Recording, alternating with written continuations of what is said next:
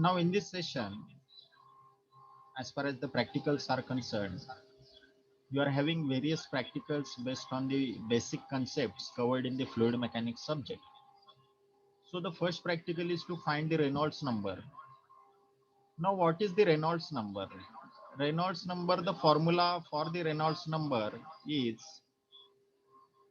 rho VD divided by mu. This is the formula for your Reynolds number.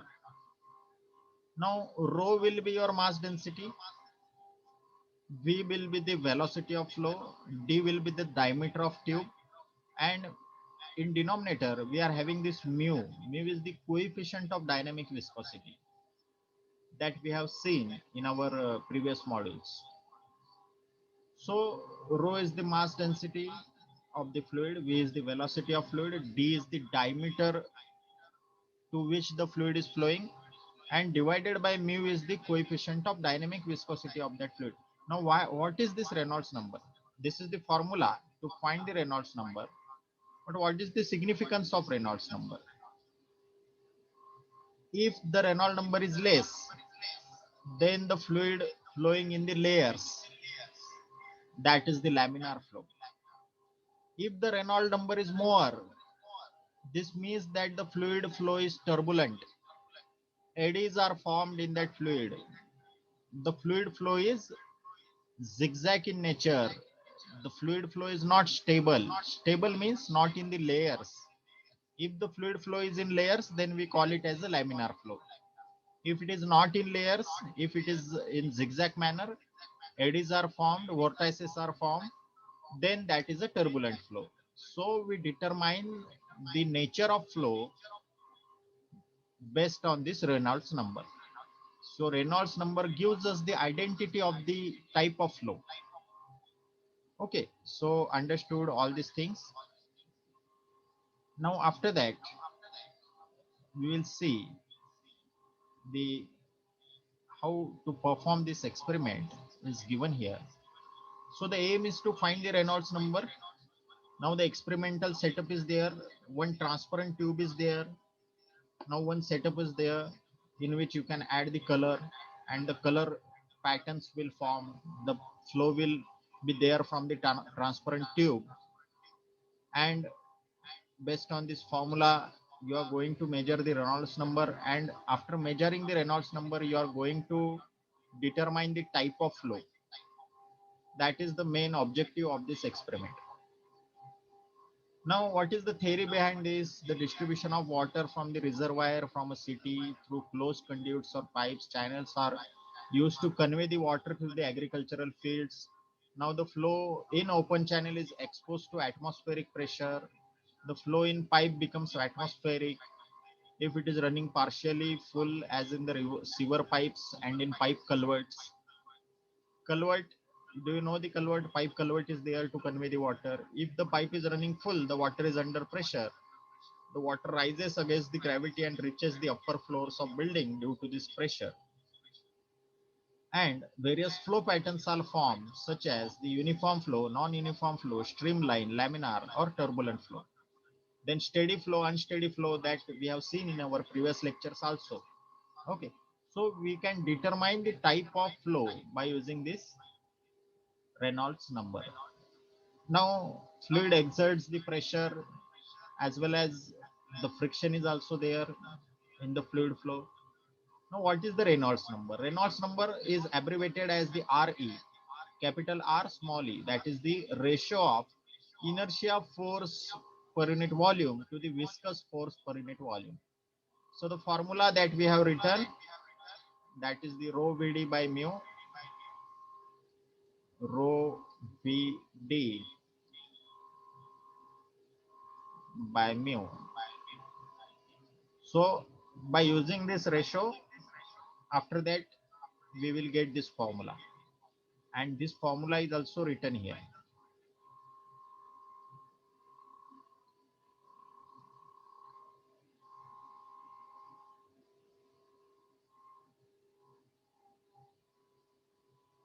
So this formula is written here, rho Vd by mu. mass density multiplied by velocity multiplied by diameter of tube divided by mu. Okay, so you can convert all the values in SI units. Now this is the diagrammatic representation of this practical. Here dye means a color. Color is in this tube, means we have put this color here so that it will mix in this flow of the fluid, that is the water, and this water will flow from here. This water will flow from here and the water will go down to this tank. Okay, now as the glass tube is there, it is transparent in nature, and in this diagram you can see the color is mixed in water and various layers are formed. Now if these layers are laminar, then these layers will be parallel to each other. The fluid flow will have the parallel layers of the color. If the fluid flow is not laminar, means if it is turbulent, then this type of parallel layers will not form. Okay, so you can identify here the type of flow. You can measure the velocity, already the diameter is given, the mass density also you know, and the coefficient of dynamic viscosity value you can put from the standard values, and you can calculate the Reynolds number from the given formula. So this is the, what you can say, main basic thing behind this experiment. This is the easiest experiment. Now the procedure is given that you have to mix the color, you have to vary the discharge so that you get the different flow pattern. You have to wait till the parallel lines are seen. When the parallel lines are seen, the laminar flow will be there. Okay, and on that laminar flow you have to determine the Reynolds number. You have to take the values. Take the values means note down the observation. So these are the observations. Discharge you have to calculate in water tank, that is in liters, liter or meter cube per second, both you can calculate. Then time you, by using stopwatch you can calculate time. Okay, in meter cube per second, at finally you will get the Q, that is discharge, and by using the formula you will get the Reynolds number, and at finally you will determine the type of flow. Okay, so now what is the conclusion behind this experiment? If Reynolds number is less than 2000, then the flow is in laminar pattern. If it is greater than 2000, then the flow is turbulent. So this is the outcome and result. In result you can determine the type of flow. Okay, so this is the basics behind this experiment, and viva questions are also given, that which question can be asked in your oral examination. Okay, so these questions are such like this: Reynolds number, then laminar flow, turbulent flow. Can we use dye other than KMNO4, that is potassium permanganate, in Reynolds number? Then why water tank should be kept clean? And what is the transition flow? Now, transition flow is the intermediate flow. It is in between laminar and turbulent. That is the transition flow. Now the next experiment is to study the Bernoulli's theorem. Now Bernoulli's theorem, Bernoulli was the name of scientist, and he has invented this type of theoretical experimentation that is known as the Bernoulli's theorem. Now what is the outcome of this Bernoulli's theorem? Basic thing behind Bernoulli's theorem: the fluid flow, the total energy of fluid always remains constant. Now where this theorem practically used, you know that if water is present in water tank and the pipe is drawn outward, then the level in that water tank and level in the pipe in your hand, both levels will match each other, right? This means that the total energy at any point will remain constant. Total energy means the total water head, that is the total water height, that is nothing but the total energy the summation of potential plus kinetic energy will remain constant at every point in the fluid flow. This is nothing but the Bernoulli's theorem. What you observe practically, the water level in your pipe is equal to the water level in the tank. So both levels will match each other. This is the nothing but outcome or practical observation of this Bernoulli's theorem. So two energies are there, kinetic energy and potential energy. The addition of these two energies is the total energy, and that we can verify whether it is constant or not. Okay, so such type of experimental arrangement is there. Kinetic energy represented by v square by 2g, while as potential energy will be represented by p1 by gamma, that is the h. So this is the experimental arrangement. Now the pipe is there, fluid is flown from this point, and what happens that fluid comes at this throat section. So this throat section is the small section, and the fluid gets immersed. Again the section expands. So now what is calculated in this experiment? At every point, how much is the energy of fluid flow? That is calculated at the first entrance point, at the middle point, and at the outermost point. That is the at the downstream side or outlet point. Okay. So by which instrument? By using the piezometer. Piezometer measures the pressure, or what you can say, it measures the head in each of the these tubes. So various tubes are connected this type of piezometer. Okay. Now below it is given the details of this experimental procedure is given. Now this is the observation table. That tubes number, there are basically 14 number of tubes, 1 2 3 4 such like that, 7 on right side, 7 on left side. So in each tube you need to write down the height of this water. Okay, these tubes are present, and how much is the height of water in each tube, that you have to write down. And this total addition will be the equal to total energy, that is EGL, energy gradient line. So this is the topmost line. Okay, so the addition of the kinetic head, that is v square by 2g, you can see it here, v square by 2g plus this p1 by gamma, that is the h, that is the potential head plus kinetic head will be equal. If potential head is reduced, then kinetic head increases. If kinetic head get reduced, then potential head increases. But the addition of these two always remains constant. The addition of these two will be remain constant here. So this is the Bernoulli's theorem, that total energy always remains constant. Though you contract this section at the throat, you have contracted this section, the velocity in the throat section increases because of this contraction. But whatever happen in this tube, whatever will happen in this tube, there will be no effect on the total energy of the fluid. That is, the total energy always remains constant. So this is the main significance of this Bernoulli's theorem. You always remember this. P1 by gamma plus V1 square by 2g is equal to the total head, that is the capital H. So kinetic head plus potential head, the summation of these two will remain constant. Now this datum is also added, that is the Z1 plus Z2. Datum is the point from which you are measuring this total height. That is the datum. That is always added from this point. Datum is nothing but a baseline. Now from this baseline you are adding these three things.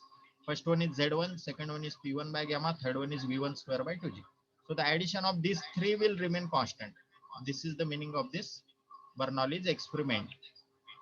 Okay, though there is a contracted section. Now we will move forward. By observation table you will calculate these values, and the total will remain constant. Total will come at the last column.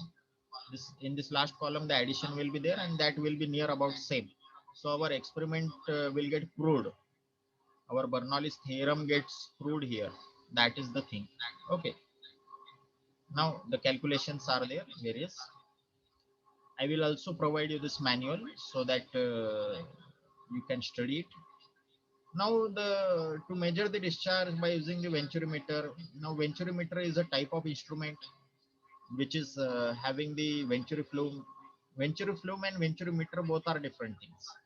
Venturi flume you attach to the tilting flume. That is the hydraulic flume. That is different. Venturimeter is different. Venturimeter is a meter to measure the discharge, to measure the water flow. Now, along with that, you are having the YouTube manometer as well as stopwatch as well as water tank. This is the total setup you are having. Now, what is the basic theory behind this venturimeter? This is the venturimeter. This is the diagrammatic representation. It is also having the contracted section. Flow is allowed through this tube, that is the venturimeter, and you measure the difference between the pressure at these two ends, and by using certain formula you determine the discharge through this tube. So the main objective of the venturimeter is to determine the discharge to the fluid flow. That is the main significance. Okay, so this is the procedure. Now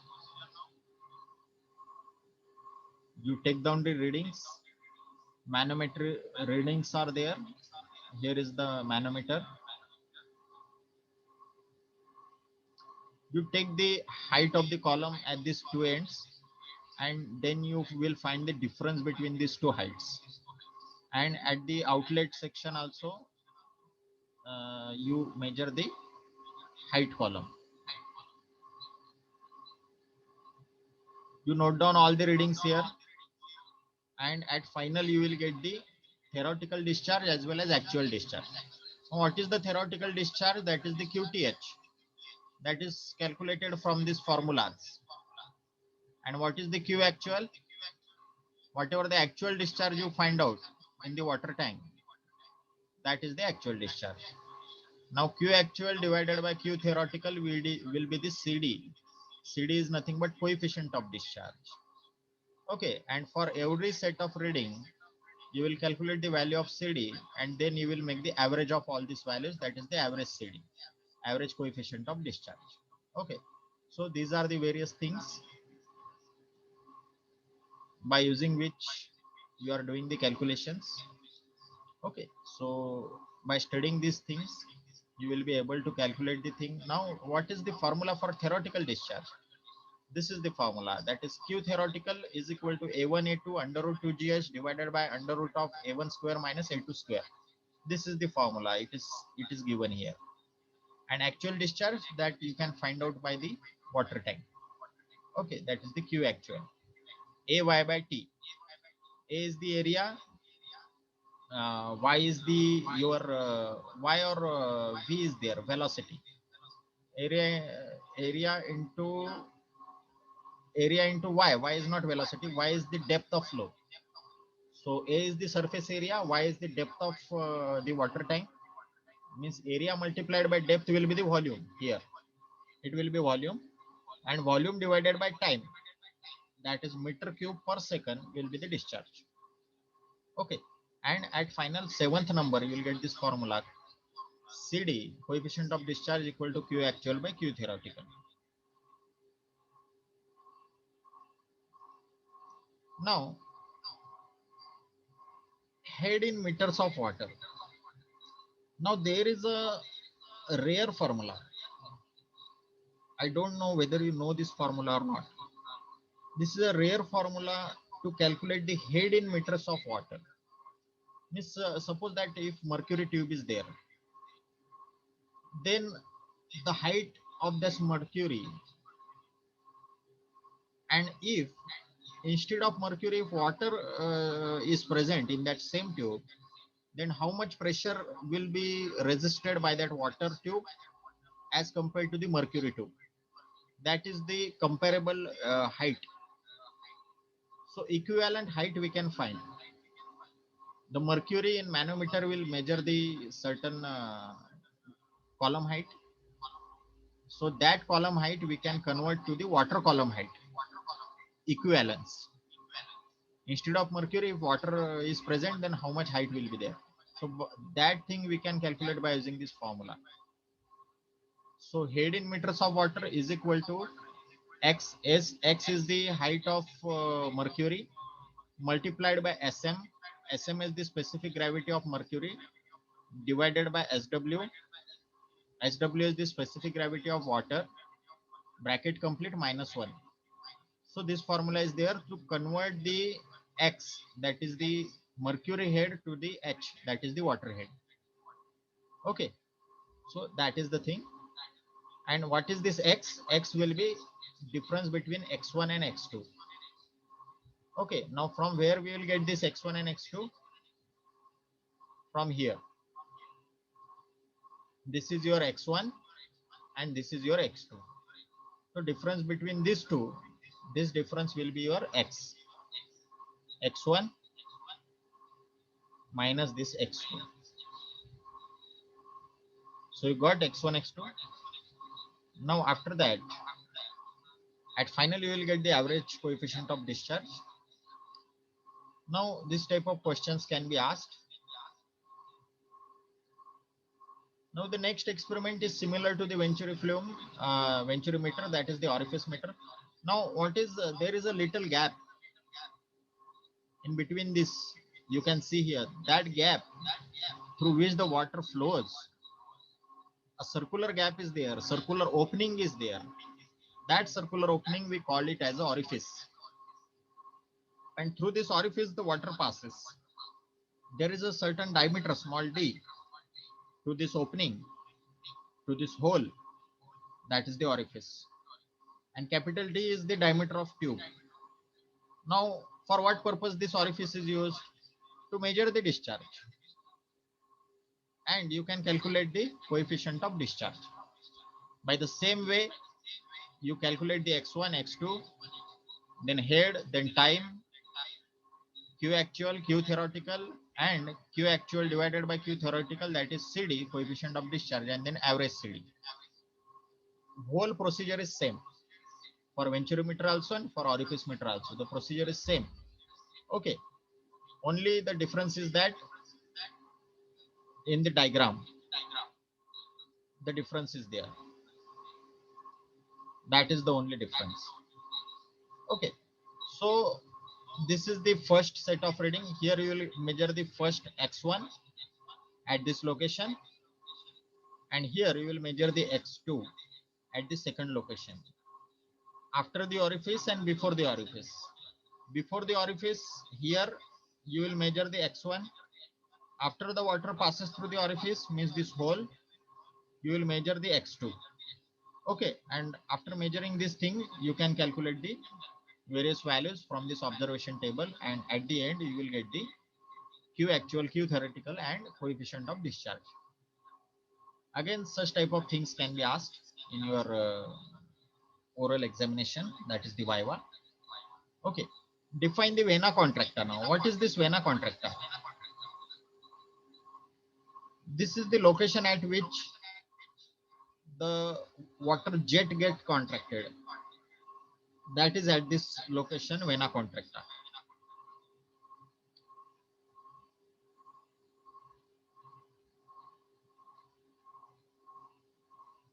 Now the next experiment is to find the metacentric height. Now what is this metacentric height? You have seen the various ships. Recently one ship was there, uh, which was in the Suez Canal. That is the Ever Given ship that was not able to move forward. It was stuck in the sand on the that canal banks, and 8 days were there. Continuous operations were going on to free up that ship. So this experiment is also related with the ship and stability of ship. How the ship is get stabilized, because you are putting various weights on that ship. But the whole thing is that at final your ship should be balanced. If your ship is not get balanced, then it will get tilt in the water, because at the water your ship should be totally balanced, and there are thousands of containers on that ship. There were 20,000 containers on that ship. So how you arrange that various containers in such a manner that that whole ship should get stabilized, means the weight should get balanced. That is a skill required, right? So this metacentric height experiment is related with that ship. Now you can see this ship. This is a tilted ship. If you able to find the metacentric height, then you able to find the metacenter and center of buoyancy. And based on these three things, you can stabilize this ship. So therefore, in the fluid mechanics subject, this experiment is also very much important, right? So how to perform this experiment is, you can read this here. The discussion is also given. Very much important discussion is given regarding this. Okay, I'm going to provide you this PDF. You read it. Okay, so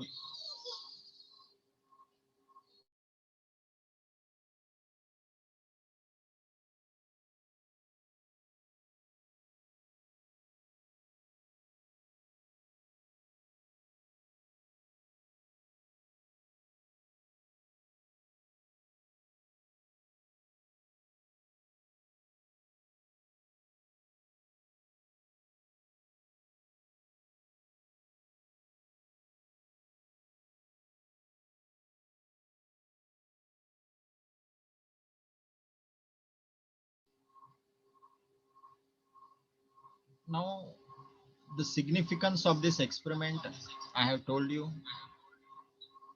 What is this buoyant force? When you immerse this ship in this water, what happens?